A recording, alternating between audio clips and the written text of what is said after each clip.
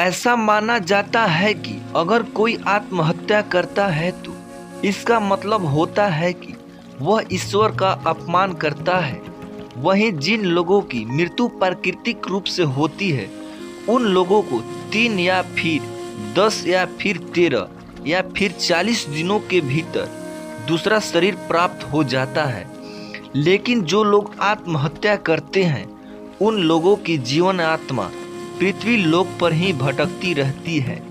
ऐसा माना जाता है कि ये आत्मा तब तक पृथ्वी लोक पर भटकती रहती है जब तक वह आत्मा प्रकृति के द्वारा जो उसका निर्धारित जीवन चक्र है उसको पूरा नहीं कर लेती है। इस अवस्था में जो जीवन आत्मा होती है उसे अगति कहा जाता है। ऐसे में ना तो जीवन आत्मा को स्वर्ग लोक की प्राप्ति होती है और ना ही नरक लोक की प्राप्ति होती है। जिन आत्मा की मृत्यु अकाल तौर पर होती है उन्हें सुख दुख भूख संभोग क्रोध वासना राग आदि की पूर्ति के लिए अंधकार में ही भटकते रहना पड़ता है। ये आत्मा तब तक अंधकार में भटकती रहती है जब तक उस आत्मा का परमात्मा के द्वारा निर्धारित जो जीवन चक्र होता है वे पूरा नहीं हो पाता है। जब वे चक्र पूरा हो जाता है तो आत्मा को मुक्ति मिल जाती है।